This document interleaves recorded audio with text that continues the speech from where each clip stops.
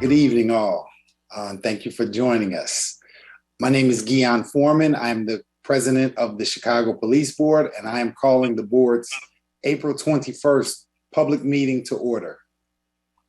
To protect the public's health in response to the COVID-19 pandemic, this meeting is taking place remotely. Pursuant to the Illinois Open Meetings Act, I have determined that holding this meeting in person is not practical or prudent. The city of Chicago remains subject to the governor's disaster proclamation due to the COVID-19 pandemic, and the disease continues to be a threat, especially to the unvaccinated and people with certain health conditions. We are therefore having the meeting remotely this month. This meeting is open to the public via video and audio conference and is being carried live by CAN TV. Members of the public are on mute in order to reduce background noise and disruptions. We do have a court reporter making a transcript of this meeting. In addition to the police board members, we have several city officials here with us this evening. I will begin by taking attendance so it is clear who is participating in this meeting. Please say here after I read your name. Police Board Vice President Paula Wolf. Here. Good evening. Police Board Member Mariley Cusack. Here. Good evening. Board Member Michael Eady. Here. Good evening, sir. Board Member Steve Flores. Here. Board Member Jorge Montes. Here. And Board Member Andrea Zopp. Here. Today we're joined by First Deputy Superintendent of Police Eric Carter. Good evening, everyone. Good evening. First Deputy Chief Administrator of the Civilian Office of Police Accountability, Ephraim Eady. Good evening. Good evening. Acting Deputy Inspector General for Public Safety, Nathaniel Wackman. Here. Deputy Chief of Chicago Police Department's Bureau of Internal Affairs, Michelle Rubino. Here. Chief of Chicago Police Department's Bureau of Patrol, Brian McDermott. Here. Good evening, everyone. Good evening. Deputy Chief of Chicago Police Department's Bureau of Detectives, Rahman Mohammed. Present. Good evening. Good evening. So Whitney Young guy, he says present. That's right. General Counsel to the Superintendent, Dana O'Malley. Good evening, everyone. And Executive Director of the Police Board, Max Caproni. Good evening. We will now proceed to the items on the meeting agenda. We will have time at the end of the meeting for public comments. Once again, members of the public are currently on mute in order to reduce background noise and disruptions. When we get to the public comment portion of the meeting, we will unmute each speaker. First, we are honored to have with us this evening State Senator L.G. Sims and State Representative Justin Slaughter, who will speak on the Illinois 2023 budget, its impact on police and law enforcement. Senator, Representative, thank you so much. I know both of you a little bit personally. It's great to have you here and hoping that you can shed a little bit of light for us. So first, thank you for having us, and I'll turn the floor over to you. Well, thank you, Mr. Chairman and board members for having us this evening. As Chairman Foreman mentioned, my name is L.G. Sims. I have the honor and privilege of being the state senator of Illinois 17th District and chairman of the Senate Appropriations Committee. I want to thank Chairman Foreman for inviting me, and also my good friend Paula Wolf for making sure I got here this evening. Representative Slaughter, Chairman Slaughter, and I have been working very hard to make sure that the public safety investments we make have a positive impact on our community. So let me take a moment to crow for a little bit and do a victory lap because just today, Illinois was recognized again for making good financial decisions. We received a second credit rating upgrade from Moody's. That is our third credit rating upgrade within the last 2 years. First time in a generation that Illinois has had credit rating upgrades. That speaks to the investments we are making in a positive impact, that are having a positive impact on our communities, in public safety, investments in education, investments in healthcare. Because I don't have to tell this board that the decisions that you make and the impact that you're having are the result of root causes of crime that are happening. Educational deserts, healthcare deserts, food deserts. And those are all the things that Representative Slaughter and I continue to fight for and make sure that we pass budgets that are investing in those types of activities. What we saw in the fiscal 23 budget, that there are $4 million in grants for local law enforcement for costs associated with the National Integrated Ballistics Information Networking equipment, $2 million in grants for law enforcement task forces to reduce crime, $19 million in other state funds for 3 new cadet classes at the Illinois State Police, almost $34 million for local law enforcement training, local law enforcement camera grant fund. These grants are used for local law enforcement agencies to purchase body-worn cameras or in-car cameras. But there was an expansion of the scope of those grants to include and allow for the payment of data storage costs associated with body-worn cameras.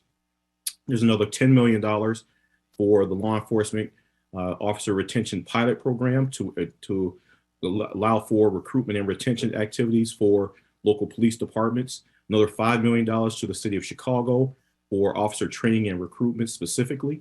And then almost $36 million for grants and reimbursements to local law enforcement departments for training. This training includes trainings for new officers as well as in-service training for current law enforcement officers. So we're investing in making sure that we improve the profession of policing. Just all the work that you are doing each and every day for the citizens of the city of Chicago, we continue to make sure we are investing in those activities across the state of Illinois, while at the same time supporting those activities. I'll pause there and let Chairman Slaughter chime in and answer any questions if members of the board might have any. Good evening. Thank you, Chairman Sims. I am State Representative Justin Slaughter, Chairman of the House Judiciary Criminal Committee, been at the forefront of public safety matters.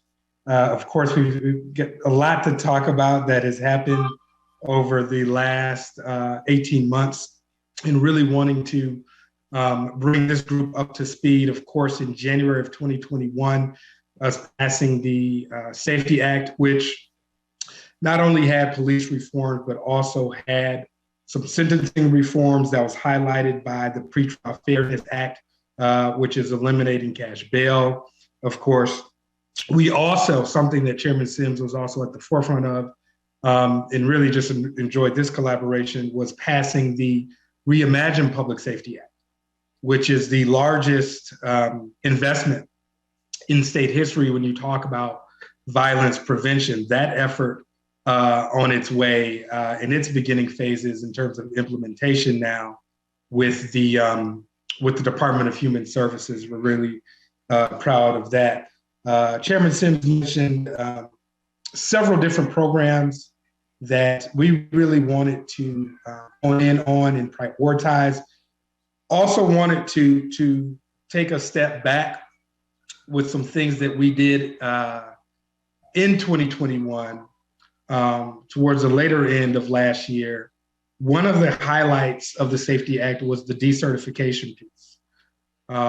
This was a piece that was had a lot of law enforcement stakeholders at the table, Attorney General Raul being at the forefront of that. We've moved that effective date back to July. A lot of state resources going into that, wanting to build out a more robust system to really honor our officers, right? But when you rooting out those bad apples, but also putting in a lot of systems changes that will be able to effectively roll out, in essence, a licensing sort of apparatus for law enforcement officers. That was really, really important. One big couple ones that I want to just touch on this session was the first responder program. Within the framework of the Safety Act, this was a provision that both Chairman Sims and I really wanted to get in there. We were able to bring that more to life with this budget. We're going to be, Chicago, for example, already having some co-responder pilots on their way. But now we're going to see this more robustly, more diversely rolled out throughout the state. So very, very proud of that. Another one I want to bring to light, and then we can kind of open this up, is the Witness Protection Program. This is something that Speaker Welch actually, when he was a state rep, Welch, championed, I want to say like 6 years or about 6 years ago, maybe 5 years ago. It hadn't been funded. With the leadership of Chairman Sims and his role as the Senate budget chair, we were able to get that funded. That was a big piece for us, not just Illinois, but a lot of states across the country dealing with trying to build out more robust witness protection programs. We know how important that will be to law enforcement. And so these were just some highlights that we wanted to really prioritize. This last year and a half has been a balancing act, believe it or not. I mean, there's wanting to protect the progress and the reforms that we've made, but at the same time, understand the paramount concern with crime and violence and also public safety as well. And so I think we did a great job of that this session in protecting that progress, but at the same time, looking at what we can do to support law enforcement. And I'll stop there. And let me build on for a moment.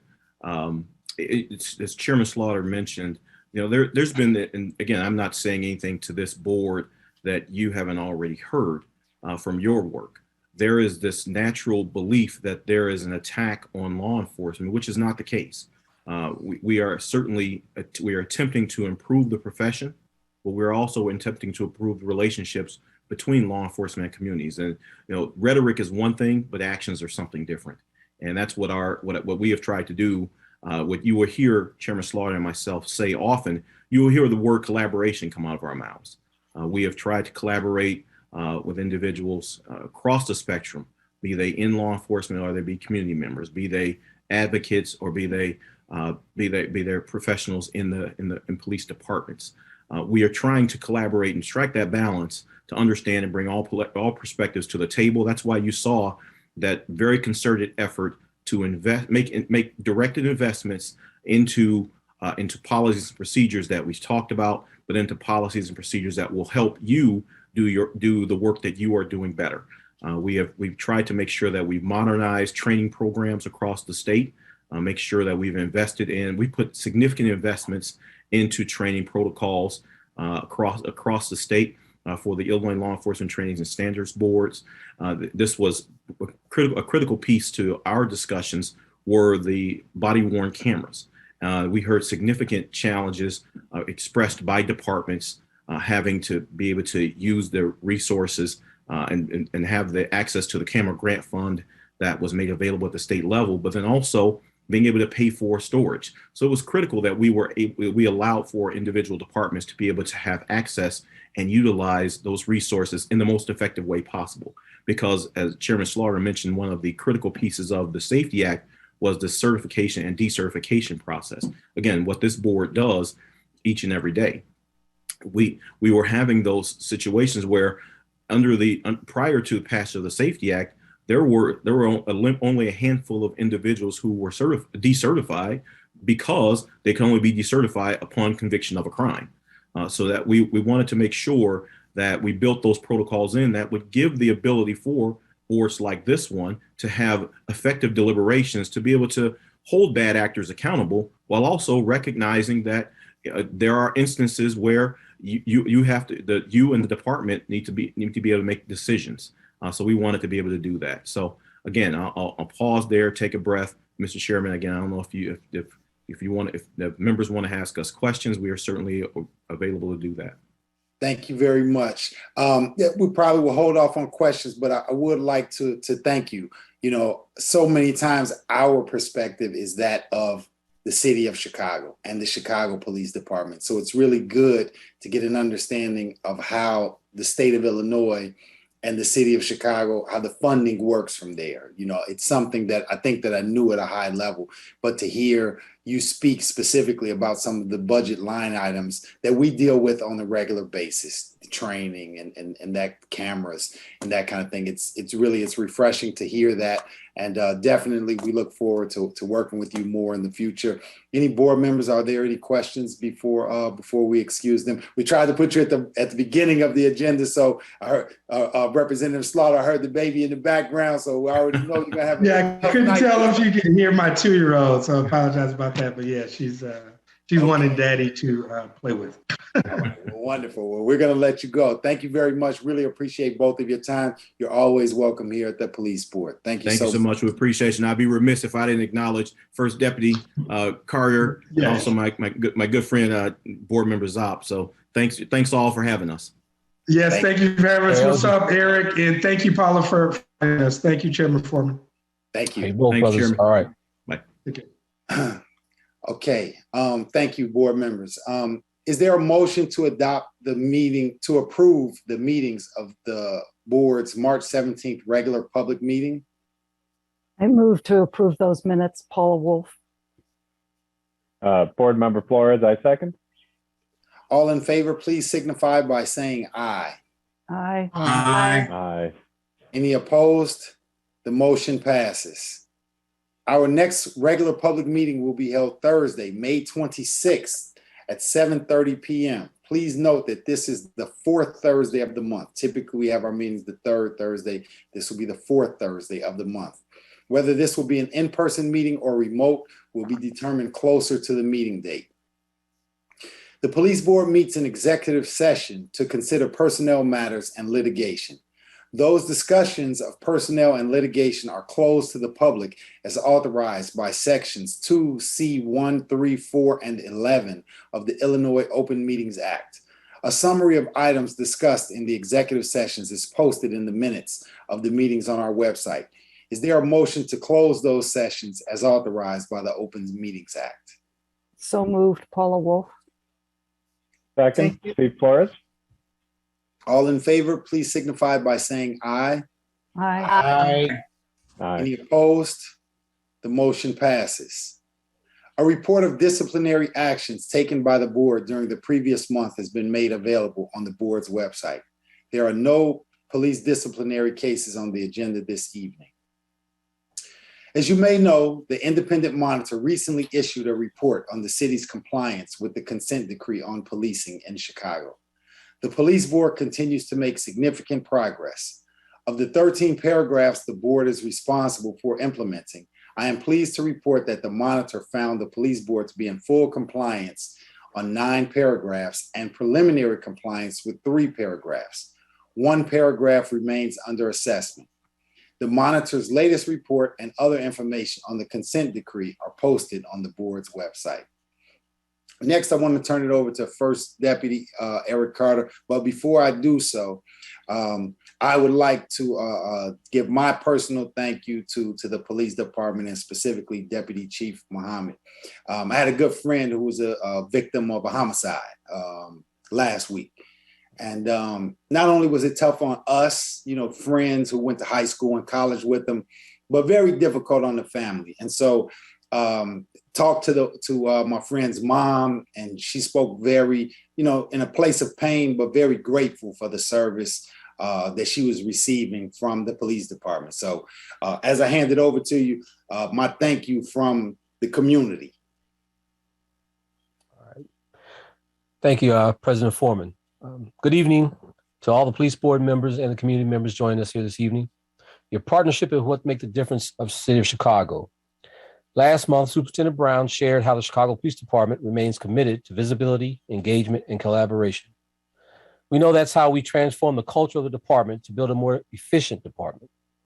We stand firm in our efforts to ensure public safety by growing community trust and strengthening our investigations. And we're making progress. Looking at crime citywide, I want to highlight important numbers coming off of this weekend. Homicides are down 9% and shootings are down 14.5%. So far this year, our officers have cleared 105 homicide cases with a clearance rate of 65.62%. Officers are working hard. This past weekend alone, officers took 76 guns off the street. That makes a total of 3,133 firearms recovered since the start of the year.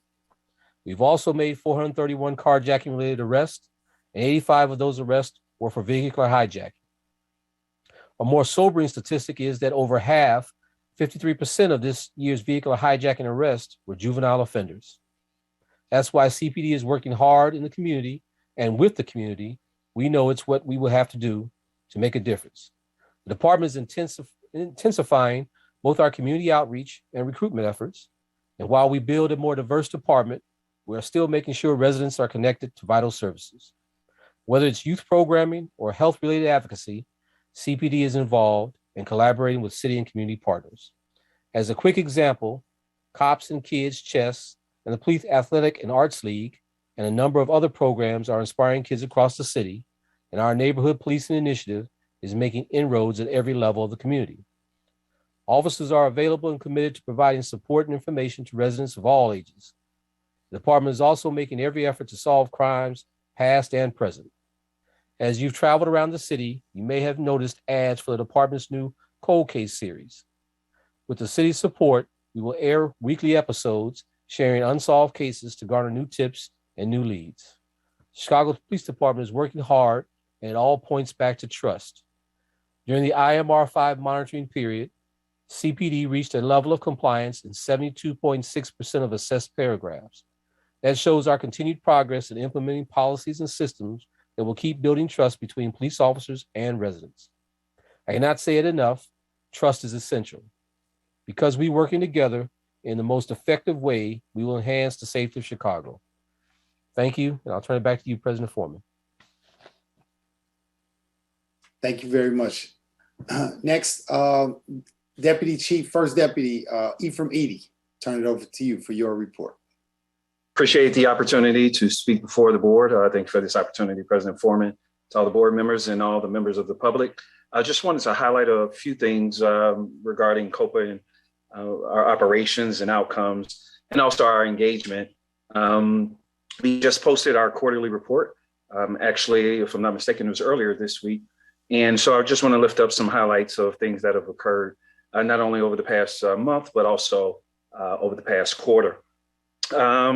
Much of what I will discuss, again, will be around outcomes, but as COPA is a part of public safety and ensuring that we are hearing from the community and remaining transparent with all of our city partners, I think it's important that I hit on a couple of topics. So one, COPA received during the past quarter over 1,000 complaints, actually 1,133 complaints and notifications to be exact. Some of the highest levels of complaints received as it pertains to districts is districts 11, 8, 5, and 18. During the past quarter, COPA received 4 notifications of officer-involved shootings. COPA concluded 273 investigations during the first quarter, released 9 transparency cases pertaining to officer-involved shootings that represented some 30+ transparency materials. Those are body-worn cameras and things of that nature.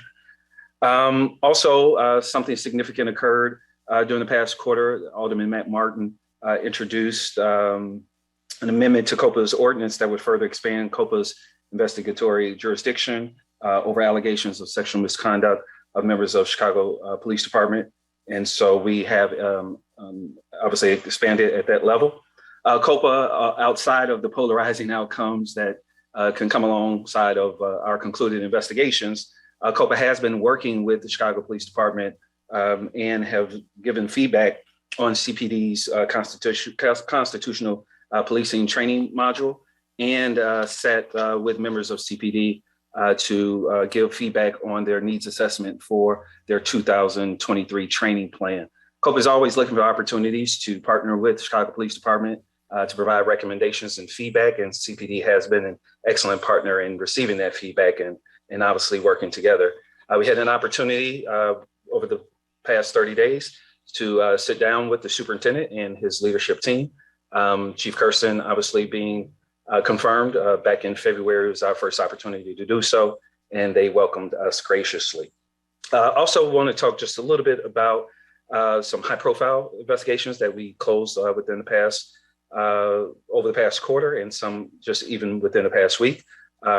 Much media attention and public interest is around the fatal shooting of Anthony Alvarez.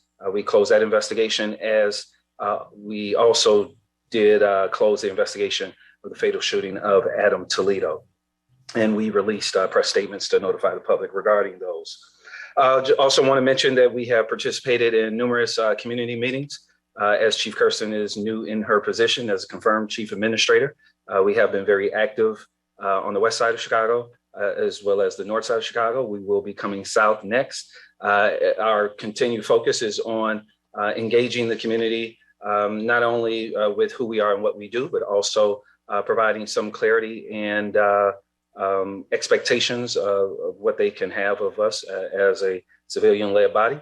Also, we have met with numerous community groups that work directly with young people. Young people are essential to our outreach, and so we continue to engage, and we look forward to being able to report out some of the partnerships that we have developed and the work that young people will be doing in partnership with our office. So those are just a few things that I wanted to lift up today. And then also we have participated in presenting to recruit classes for the past 5 years. As we come up on COPA's 5-year anniversary in September, we have attended every recruit class and every promotional sergeant and lieutenant class. And so we really appreciate those opportunities to meet with those coming police officers, and then obviously those are being promoted.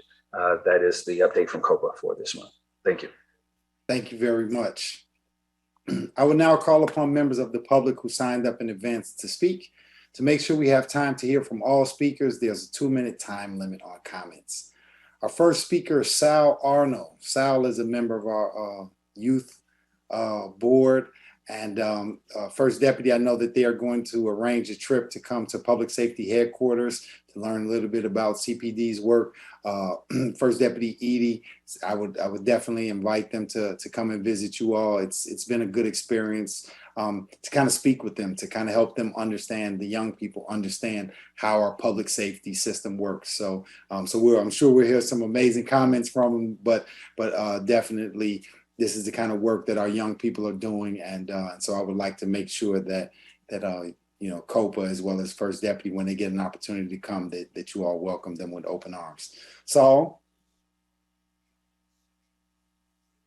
Hello, everyone. Thank you, President Foreman. It's a pleasure to be here. My name is Saul Arno, and I'm here as a representative of the Chicago Youth Council for Police Accountability to share a couple of updates on behalf of our group.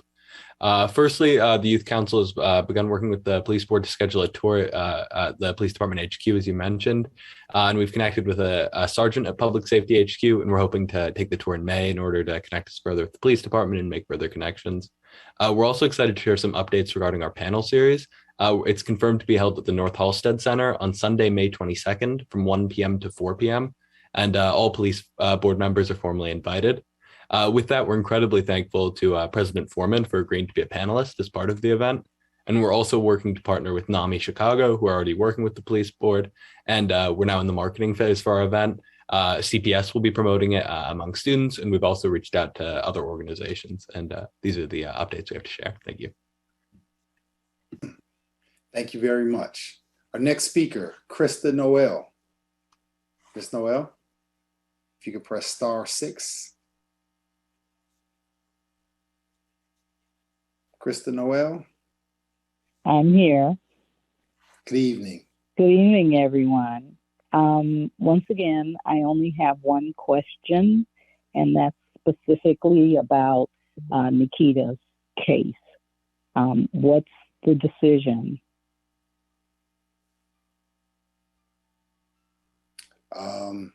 Is that with First Deputy or COPA? Is that, I don't know the status of where that is.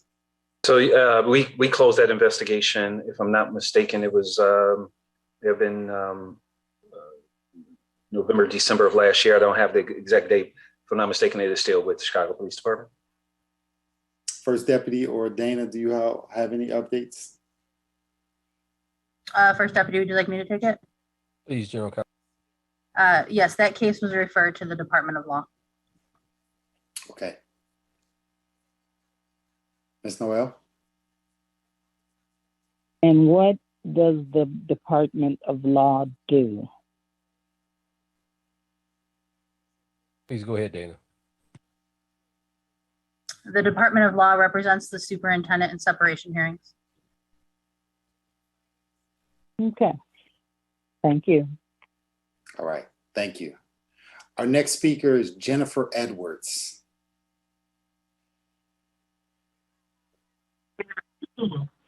Good evening. Good evening, everybody. Good evening. A little background from a community member's perspective. Together We Can is a community and CPD-led project that the community of the 3rd District has participated in over the last year, rain or shine. The goal of the project is to reduce violence while engaging in weekly examinations of crime in our area, joint community planning, and CPD and community walks, often in previous crime areas with recent activities. This includes walking with DCOs, DIOs, tactical officers, community, and Cook County sheriffs. One aspect of the project is to involve block clubs, clergy, schools, and community organizations in this process, which has contributed to a noticeable crime reduction in shootings, homicides, motor vehicle thefts, some classified as carjackings and robberies. Together We Can weekly and biweekly walks and postings have brought more visibility and neighborhood collaboration of many age groups with CPD. We get to know our officers by name, by face, and reach out to them when some community members are afraid to do so. We know this helps with officer morale and with people who are afraid to speak up about what's going on in our neighborhood. Because of this project, we also see the need of recruiting more people from our areas to apply for the job. We're telling our community, you can't change things if you're not part of it. We've planned with Deputy Chief Bullness a recruitment event on May 5th. I sent an extra flyer too to you, Mr. Foreman.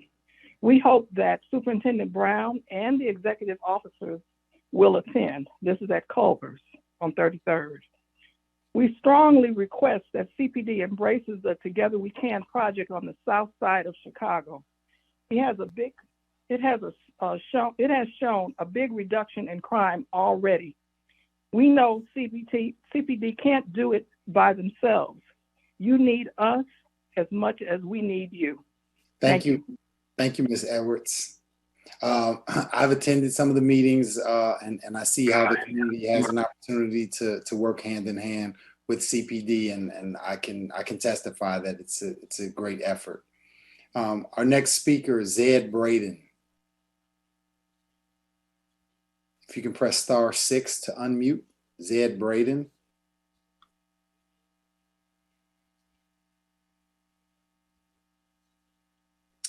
Our next speaker, Sharon Banks Pincham. If you can press *6 to unmute.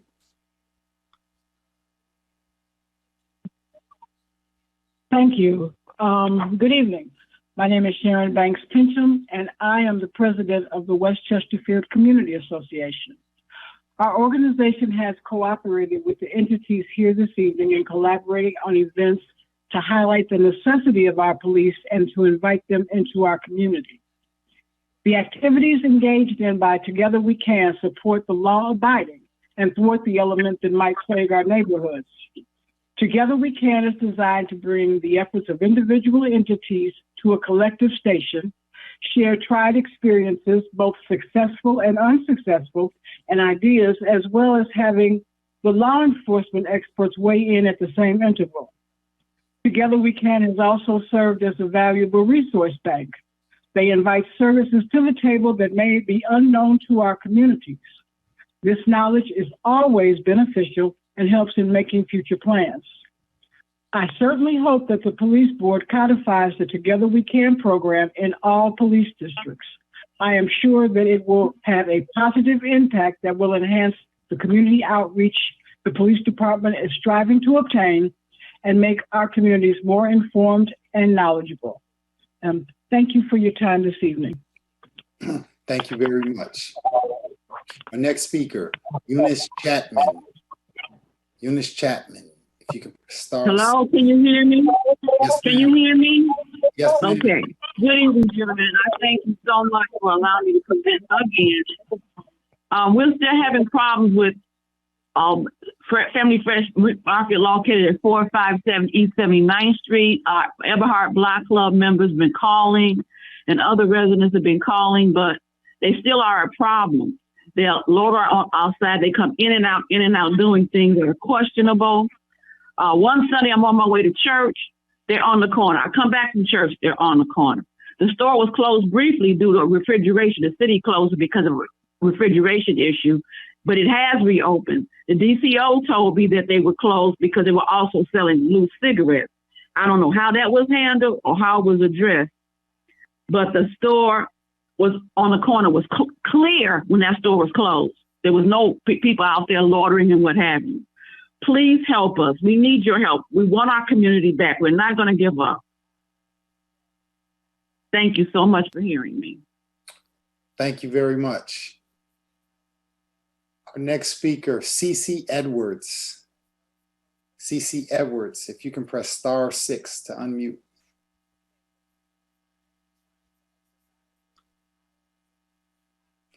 Our next speaker, Matt Brandon.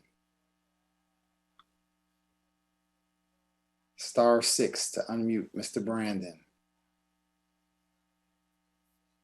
Our next speaker, Tiffany Smith. Tiffany Smith. Good evening. This is Tiffany Smith. Thank you for giving us the time to speak with you. Ms. Tiffany Smith, I am a resident of the 6th District and a community stakeholder in the 3rd, 4th, and 6th District.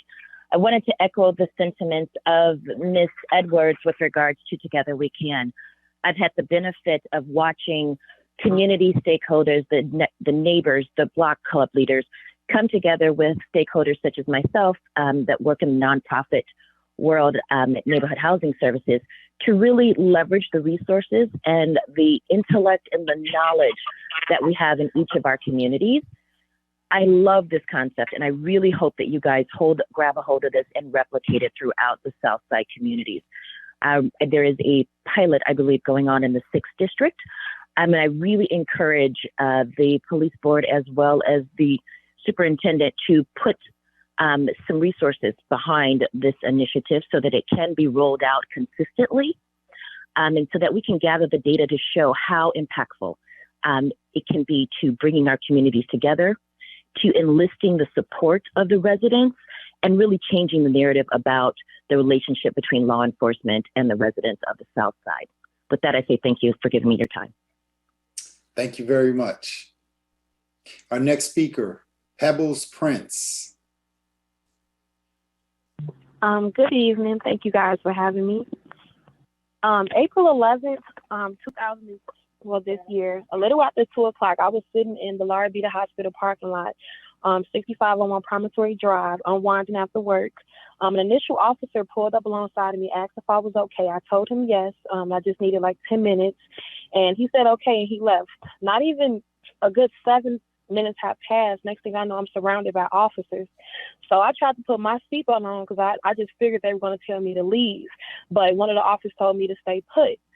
So upon approaching my car, the officer just kept asking me repetitive questions like, do you have anything illegal in the car? Do you have any weapons in the car? Asking me for my identification. So once I started looking for my ID, I looked around my car and I noticed it was literally an officer at every point of my car. So I felt uncomfortable and I told him, I can't find my license, but I can give you my information. So the officer was writing something down, and like I said, he just repetitively kept asking me the same questions over and over again as if he was trying to coerce me into agreeing that I had something illegal in my car. So I asked him if he could stop speaking to me as if I had committed a crime, and he proceeded to tell me to get out the car. So me, knowing I'm not arrested or anything, I told him no, in which he proceeded to reach inside my car, open my door, and he grabbed my arm with attempts of snatching me out my car. I immediately tried to grab my phone, in which the officer snatched my phone. I had to lean back and start my video, in which the officer seemed to back off. It seemed like I requested a white shirt on the scene, and the sergeant on the scene didn't even step up until I was visibly crying, shaking up, and requested him. The sergeant told me I was in the wrong for telling the officer no to getting out of my car. So moving forward, like this situation has really affected me to the point where I've had to take off of work just to get my mind together. I have not been back to the lake, and even to this day, like I don't even feel comfortable coming outside my home anymore. Moving forward, I would like an investigation to figure out who the sergeant was on the scene, the officer that proceeded to attempt to pull me out of my car. I want to file a complaint against the sergeant, a complaint against the officer, and I would like an apology from them. Ms. Prince, first, I'm sorry for the experience that you had. Mr. Edie, is this a COPA? Is this something where she would need to get in touch with COPA? Well, since we take all complaints, that definitely would be her starting point. We would, based on what I'm hearing, I don't want to give a final indication, but we would conduct a preliminary investigation based on what she is stating occurred, and then determine if that would be something that we would look into or refer it to the Bureau of Internal Affairs. But I'm not certain how I can get her information. I can have someone reach out to you as soon as either this evening or first thing in the morning. So, Ms. Prince, Ms. Prince, Ms. Prince, we have your telephone number. I'll have Jasmine reach out to you and give you a call and share COPA's information, and we will also share your information with COPA. For contact information, I would feel more comfortable if you guys contacted Ms. Krista Noel with the Women's All Points Bulletin. Okay, we can do that. Definitely. Okay, thank you. Our next speaker, Camelia Williams.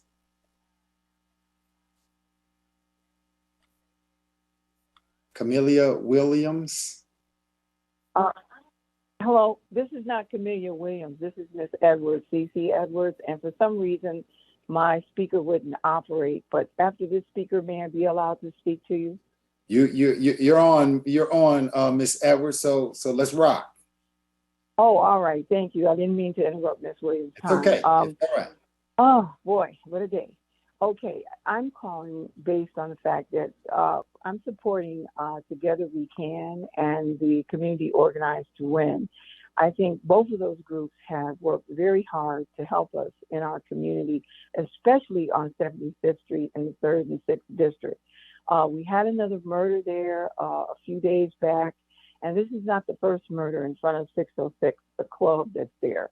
There's been numerous gang activities. I have been there and been there personally at night with SWAT and everything else going on there to try to help. And it takes citizen involvement to help the police department. And Together We Can has done that as also with Community Organized to Win. They have both worked together hand in hand. And I think that if this is a pilot, it should be replicated in other districts across the city, on the south, east, and the west side. As you can go along one by one, little by little, because this is something that people want to get involved in. Community want to participate to help their own communities. And I can't stress, gentlemen, how much I would like you to keep this under the burner and really look at this seriously, that this is something that can stop the violence and can help, if not altogether stop, it can reduce the violence, and it can help homeowners who are having difficulty with businesses and others that are not complying with the law. And I appreciate you allowing me to have the time to speak. And thank you so much. Thank you. Miss Camelia Williams, are you with us? All right, our next speaker, Linda Hudson. Linda Hudson. Hi. Can you hear me? Yes, ma'am. Good evening. My name is Linda Hudson. I'm a resident and stakeholder in the 4th District.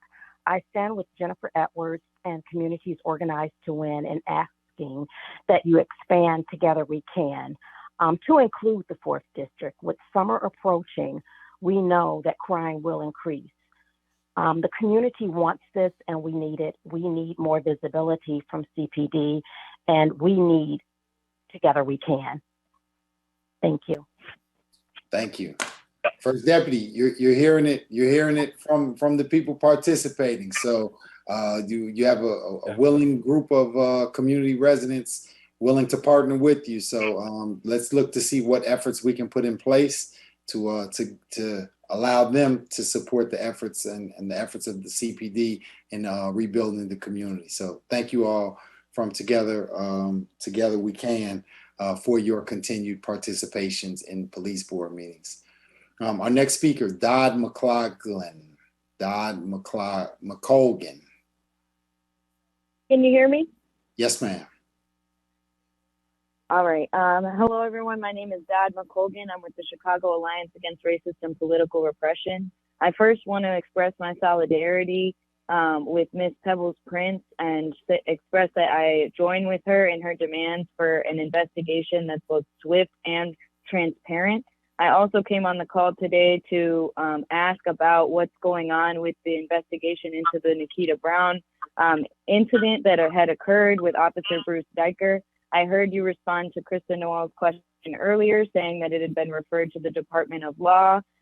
Considering all that you mentioned about transparency at the beginning of this meeting, what is the superintendent's determination in this case? If you can share it with us, and if not, then when can the public expect to hear whether or not Bruce Diker is going to be fired for his assault of Ms. Nikita Brown? Dana, if you won't mind, as general counsel. Sure. So as I stated before, the case was referred to the Department of Law for review. It is currently under review by the Department of Law, and that is a privileged review at this time. Once the review is complete, if they do proceed with charges against Officer Diker, that would be then become public once those charges are filed, but it's currently under review and it's privileged at this point. And there's no requirement on when we can expect to see that. There's no limit on the amount of time it can spend in the Department of Law? No, ma'am.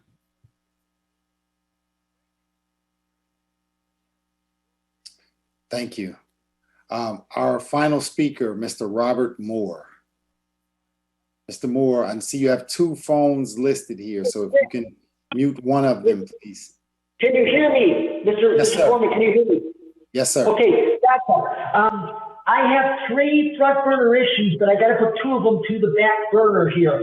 So I got to discontinue this. Attorney Todd Challenger has demonstrated there's presumptive medical murders going on all over the country, including in the city of Chicago, presumptively. I can't get to that one right now. And I'm also the issue of the 2020 theft of the election. I can't get to that one because I have to address with the timeliness before the indignation wanes in regard to the U.S. Attorney announced there will be no federal criminal prosecution of Jason Van Dyke. Oh, first of all, if I'm going to get cut off, so the rest of this document that I don't get into this conveyance can be found at jn21-15PROTCTR.CHIPOL-BBMTG-RJM042122.html. So I'm going to finish this. The U.S. Attorney arrogated, he announced there will be no federal criminal prosecution of Jason Van Dyke for the murder of Logan McDonald. Unless RJM is missing, Robert G. Moore is missing something, constitute a blatant, flagrant, and brazen arrogation of authority by the U.S. Attorney Lausch, to which no legitimate claim can be made, and evidently invading the province of the grand jury to make a determination of probable cause in regard to whether Logan McDonald was denied various protections supposedly guaranteed to all citizens via various provisions of the Constitution of the now nominal U.S. of A, notwithstanding the city of Chicago remitted a sum of $5 million in regard to such murder to the victim's family. If there is an argument according to which Lausch could have exercised such authority without incurring culpability for violations of 18 U.S.C. 242 and 1346, if RJM was to be provided such, RJM would certainly consider such. RJM now addresses the grand jury foreperson, presently supervising the grand jury proceedings presently being conducted in the Northern District of Illinois. Mr. Foreperson, unless some legitimate explanation can be provided in regard to the issue referenced in the paragraph above this paragraph, RJM finds it necessary to demand that you commence consideration of the evidentiary contents of the state criminal prosecution of this murder and the settlement offer presented to the city of Chicago in this regard, which is accepted by the city of Chicago. The determination can be made by the citizens of this district whether or not Mr. Van Dyke ought not to have been subject to criminal prosecution. I'm sorry to mute you, Mr. Moore. Your time is up. At this time, all members of the public who signed up to speak have been called. Is there a motion to adjourn? So moved, Paula Wolf. Second, Steve Flores. Thank you. All in favor, please signify by saying aye. Aye. Thank you. The motion passes and the meeting is adjourned.